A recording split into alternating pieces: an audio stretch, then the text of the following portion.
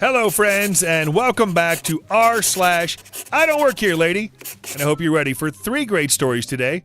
She started at an 8, then went to 11 real quick. To set the scene, a well-known athletic shoe store is having its annual big sale with 40% off regular price shoes and an additional 50% off already marked down clearance. My husband works a physical job, has foot problems, and this particular brand of shoes keeps his pain to a minimum. He does go through shoes quickly due to the miles he puts on them and what he walks through as he does, so we always watch for this sale to stock up. He's also a smaller guy.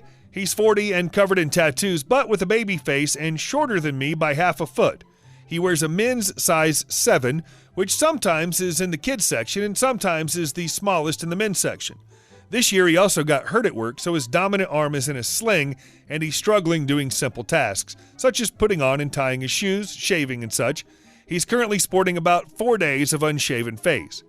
It should also be noted that this takes place in winter, about a month ago now, in New England.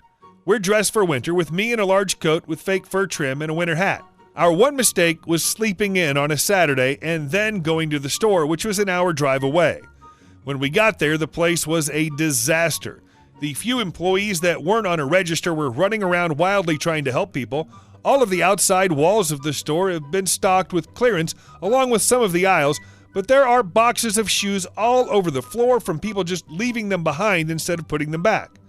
I find one of the seats in a corner to sit my husband in. Due to his height, he often gets bumped into by people not paying attention, and with his injury, that would cause him a lot of needless pain or additional injury. He hates being effectively babied like this, but, well, he has no choice at the moment. So I enter the fray, pulling as many different pairs of shoes in his size and styles that I know he likes as I can find, and then bringing the lot back to him. I then help him try them on as one would by putting them on his feet, helping him tie them, etc. While I help him, we talk about where we might go for lunch and our dog's recent behavior, peppered with comments about the shoes. He picks 3 pairs on clearance, and I go to put the rest back on the shelves. As I turn around, I come face to face with a woman along with her female adult companion and their multiple children. They've been relishing in making the mess bigger. She's snarling at me and barks a "finally" with an exasperated sigh as she plops herself on a seat. Now, I need 4 pairs of pink sneakers in this style. She holds up her foot. From clearance in sizes, list 4 sizes, women's. Yeah, even finding 1 pair of pink shoes in any size was unlikely. This is clearance. The ugly shoes are the ones left. Me. Sorry, I don't work here, but I think the ladies section is her. BS! I just watched you help that kid over there. To him, where the hell is your mother anyway? Logic check. Seriously, lady, even if he was 12 or something, he could buy shoes alone. Also, if you really think he's a kid, why isn't your next assumption that I'm his mother? Of course, he gets really embarrassed, as he tends to be kind of shy, and looks down and turns red. Me, a bit curtly, yeah, that's my husband. And I go to walk around her. Her, don't you effing lie to me. If he was, why the hell would you be putting his shoes on like that? I look back at my husband, and we make a WTF this lady's nuts face at each other. I roll my eyes, and at this point I choose to ignore. Before changing careers, I worked retail for 20 plus years, all the way up to store manager, 60 or 70 hours a week, dealing with crazy customers, sent me back to school, and now I work 9 to 5 in a nice quiet cube farm. I'm no longer paid to placate people like her. Apparently, me ignoring her angers the beast, and as I reach up to put a box on the shelf, I'm yanked backwards by the neck. She's pulling on the hood attached to my coat. I trip on a box that's on the floor, spin around wide-eyed, and before I can say a word, she screams in my face, "Get me the shoes I want now!" Suddenly, a wild manager appears, drawn by her screaming, and runs up. Manager, hi ladies, can I help you with anything today? Her, I want this rude B-word fired. She is... Me, I don't work here. I walk back over to my husband, who's now standing and trying to control his anger, and grab the stack of 3 boxes that he's selected off the floor. We turn to walk away, and in an instant she has stormed over, knocked the boxes out of my hands directly into him and his slinged arm. He screams in pain, clutching his arm, and my attention goes immediately to him. When I look back at the manager, he's moved in between the lady and us, and she's yelling about how I'm a liar. The manager's trying to see if my husband's okay, and we're just trying to leave the situation before anything else happens. The manager gives half a smile, helps me pick up the boxes, and we walk towards the lengthy register line. As we wait at the front, we can still hear her tirade. Then the most beautiful sight of police officers entering the store appears. The woman is soon after escorted out of the store by the officers. The funny part to us is that her companion and herd of children from the very start of the confrontation had pretended not to know her, even though they'd obviously been connected before then. They stayed in the store and continued shopping as she was brought out. We did have to make a small statement to the officers, but I don't know what happened to her afterwards, and we didn't press any personal charges. After talking with the cops, the manager did ring out our purchase personally and scanned an additional discount card. We ended up with 3 pairs of shoes for $40. Overbearing Karen thinks I work in a doctor's office.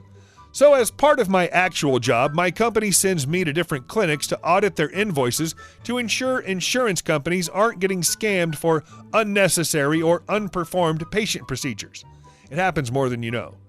Normally, when I'm at a clinic, they stick me in an unused office or a cubicle so I'm out of sight and don't interfere with their normal operations.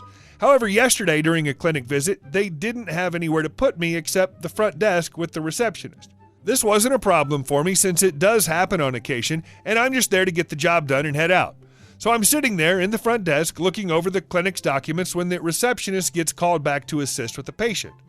After a few minutes, I hear someone cough slightly to the right of me and look up. I'll call her Karen because she had the haircut and the attitude. Karen, in a rude voice, "I've been standing here for the past couple of minutes and you've yet to acknowledge me. You should be ashamed of yourself. Is this how this clinic is run?" Me: "I'm sorry, ma'am. The receptionist just stepped out for a moment. She'll be back soon. I can't help you as I don't work here."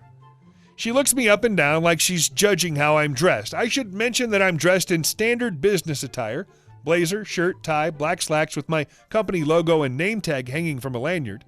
Karen: "How stupid do you think I am? You're sitting in front of a desk of a clinic dressed like that and you don't work here? I should file a complaint against you with your boss." Me: "Listen, ma'am, I've already told you I don't work here. Take it or leave it, but I work for company name and hold up my badge. Now, if you excuse me, I've got to get back to my work." And I ignore her. Karen, now infuriated: "How dare you? Do you know who I am? My husband works with the owner of this clinic, and he'll be hearing about your poor customer service skills." Me, still looking at documents: "Good for him." I repeat, "I don't work here. Wait for the receptionist." Karen, trying to change tactics and fake smiles at me: "Look, I'm sure you're busy and it won't take much of your time. All I need to know is my daughter-in-law's next OB appointment. Her name is name. It shouldn't take you too long to find it in her calendar. I just need to know what time it is so I can be here to meet her." Me, now looking at her: "Are you deaf? I already told you I don't work here. And even if I did, you're asking me to violate HIPAA laws. Do you know how serious that is? You need to ask her directly if she's actually willing to have you with her, though I doubt it." Karen, "You don't know what you're talking about. That B-word should have told me when she was scheduling her first ultrasound. That's my grandchild in there, and I need to be here to see him. Now tell me when her appointment is, otherwise I'll have you fired." Me, "You need help, lady. You need to leave now before I have somebody call security." Karen, "Are you threatening me?" The doctor and receptionist hear the loud commotion and come out to the front desk. Doctor, "What's going on here?" Me, "This woman does not understand that I don't work for you, and she's trying to find out her in-law's appointment." Karen, now panicking, "Your receptionist," pointing at me, "has been useless and won't give me the information I've asked for. He needs to be fired." Receptionist to Karen, "He doesn't work here." Doctor, "I'll take care of this," and she intercoms the security office. "Hi, we need a guard to come to office 123 to escort someone out. She's disturbing one of our vendors." "Thank you."